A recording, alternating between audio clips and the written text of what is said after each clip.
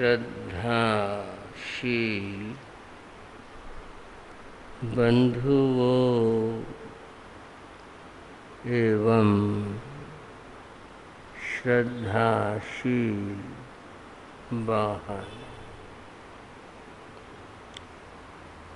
बहुत प्रसन्नता का विषय है कि आज से जैन धर्म के विशिष्ट पर्व जिनमें विशिष्ट साधना की जाती है, वे पर्व आज से प्रारंभ हो रहे हैं। वैसे तो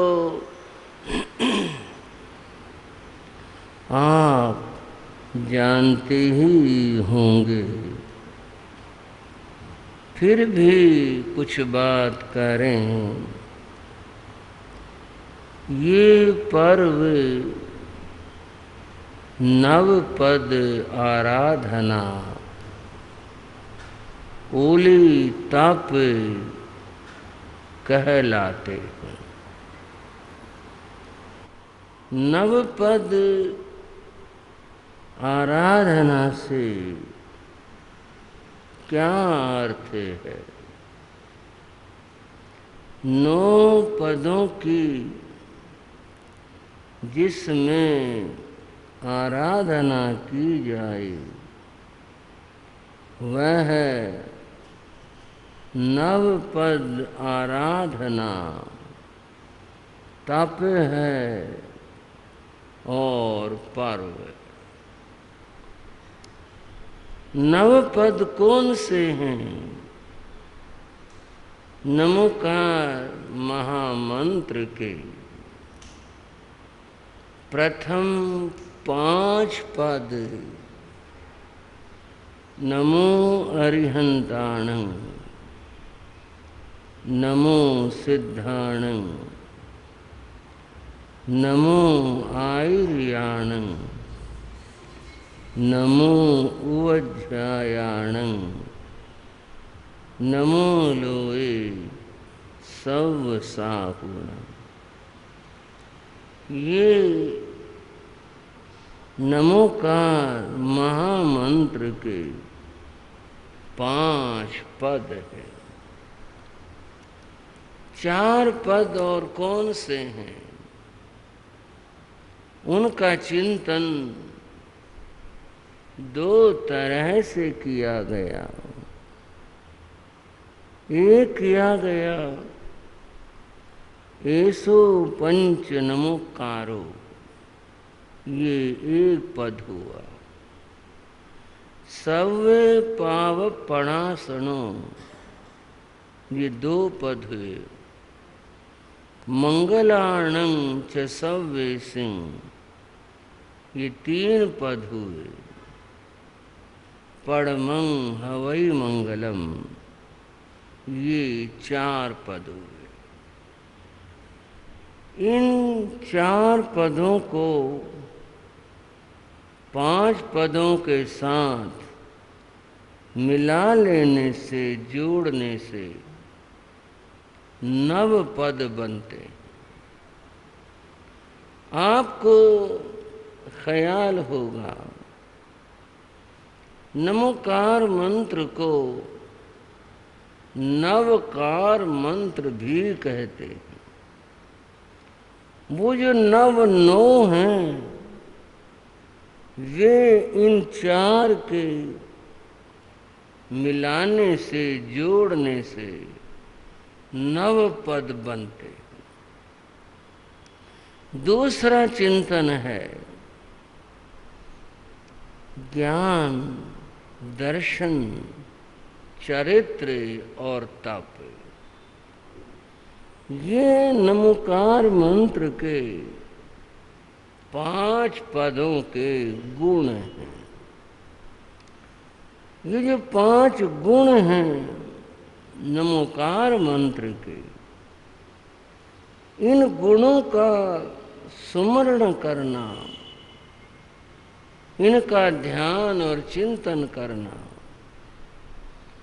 उन गुणों के साथ में नमोकार का सुमरण करना, ये नव पद कहलाते।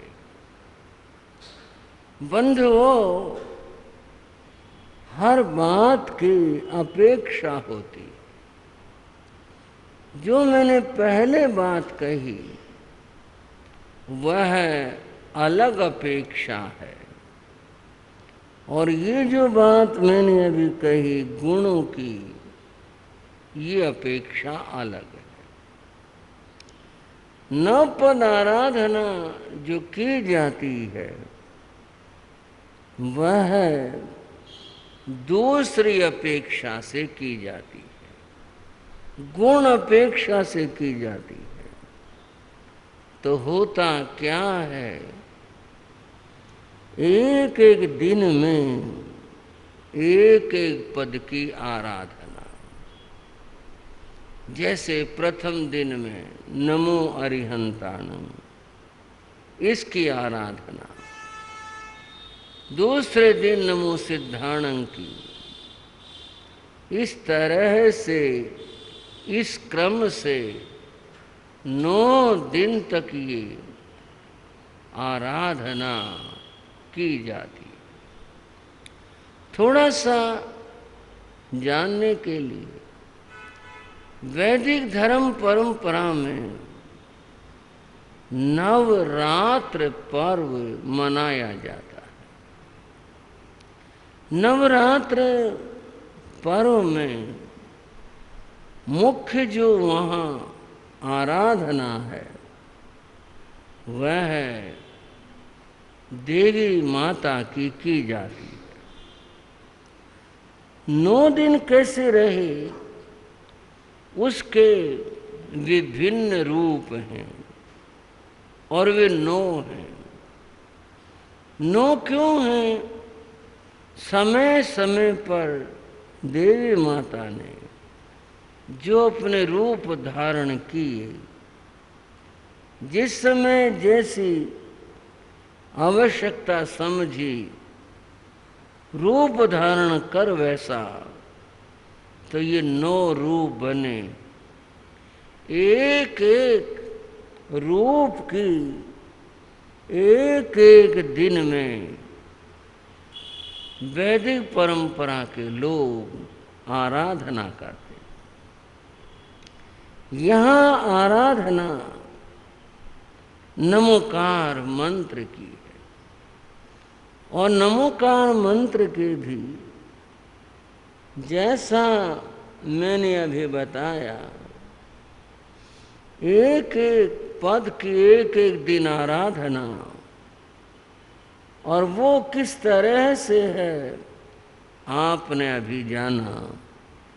यूं यहाँ जैन परंपरा में नवपद आराधना का ये महान पर्व है। बंधुओं, नमोकार महामंत्र कितना महान है, इसका शब्दों में वर्णन नहीं हो सकता। ये कहने की बात नहीं है। एक तो ऐसा हो कि भी हम किसी बात की महिमा कहने के लिए खूब से शब्दों का प्रयोग करते हुए कहें, एक वो यथार्थ में हो, यथार्थ में है। हम अगर शब्दों में चाहें नमोकार महामंत्र की महिमा का गान करना, कहना, वो नहीं हो सकेगा। कारण क्या है? आचार्यों ने इसकी महिमा बताई।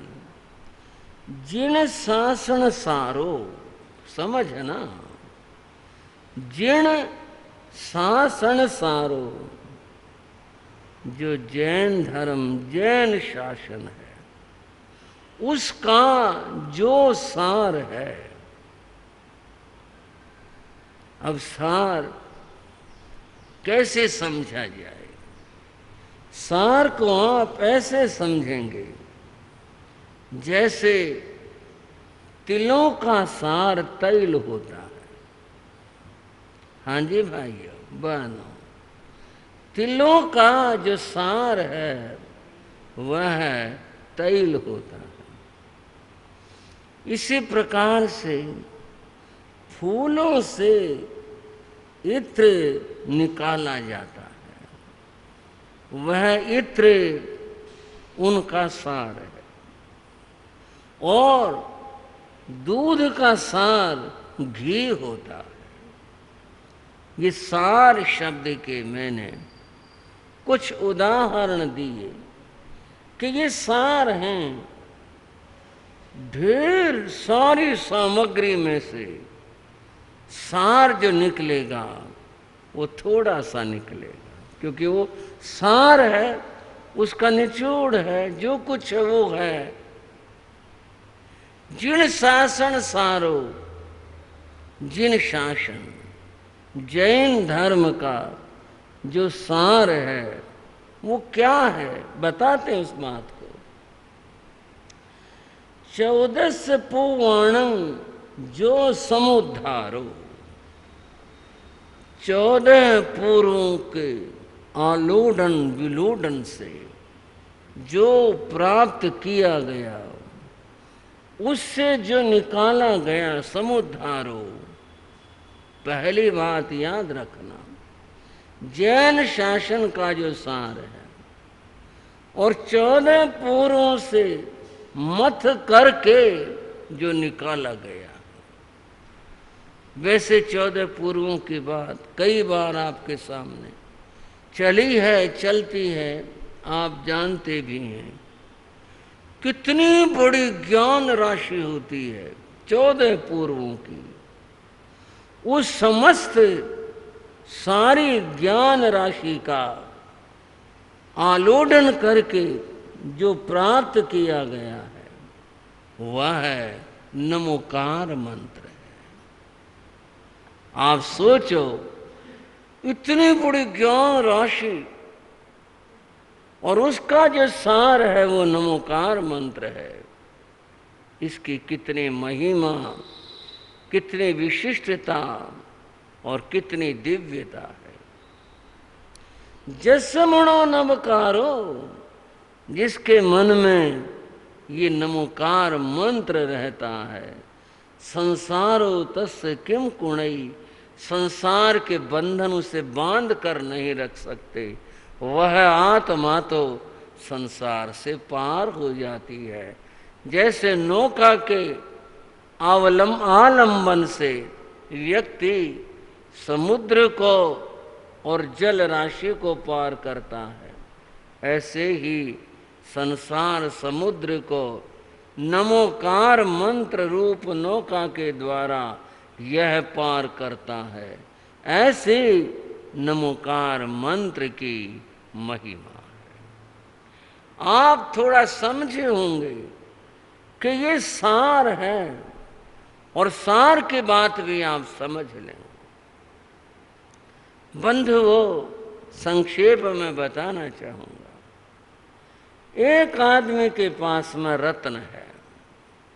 हम कल्पना करते हैं बहुत कीमती है, कल्पना कर रहे हैं, लाखों क्या करोड़ों की कल्पना करते हैं। वो उसके पास में है, पर रत्न है कितना छोटा सा ही तो है। वो उसकी मुट्ठी में है, उसकी जीभ के अंदर है। बंधुओं, वो जो छोटा सा दिखने वाला रत्न है, उसमें बड़ा कुछ भरा है। उसमें बड़ा कुछ भरा है। कैसे और क्या भरा हुआ है? जब उसे खोलेंगे, खोलने का मतलब काटना नहीं है, उसको बेचेंगे तो फिर जो राशि आएगी, उस राशि से हाथी, घोड़े, गाड़ी, मकान, दुकान, माल सामान, खाना पीना, ओढ़ना पहनना, क्या नहीं खरीदा जा सकता। बंधु और बहनों, इतना सामान, इतना बड़ा मकान, इतनी सारी सारी चीजें, ये सब कुछ उस एक छोटे से रत्न के अंदर समाहित है। उसी में तो समाया है सब कुछ। और बंधुओं, है तो वो छोटा सा, पर उसमें कितना कुछ भरा हुआ है। ऐसे ही ये हैं तो 5 पद या 9 पद, कहने को तो ये जरा से हैं, परंतु इनमें जो समाहित है वह 14 पूर्वों का ज्ञान है। एक बार पूज्य गुरुदेव श्री माया राम जी महाराज का किसी ने प्रवचन सुना, वो बड़ा प्रभावित हुआ। प्रवचन के बाद वो गुरु महाराज के पास बैठा और वो बोला, महाराज आपका प्रवचन सुना, बहुत अद्भुत है। आपने तो 32 शास्त्रों का सारा सार, सब कुछ रहस्य प्राप्त कर लिया। क्या बताऊं आपको। उस महामना ने, उस महापुरुष ने कहा, भाई इस भ्रम में मत रहना और मुझे भी भ्रम में मत डालना। ये जो तुम कह रहे हो ना, ऐसा कुछ नहीं है। मैं तो अभी नमोकार मंत्र के पूर्ण रहस्य को भी नहीं जान सका, और तो तुम बात कर क्या रहे हो। अर्थात इतना ये, इसमें इतना समाया है। जैसे मैंने रत्न की बात कही, रत्न है तो छोटा सा, परसों समाया कितना है।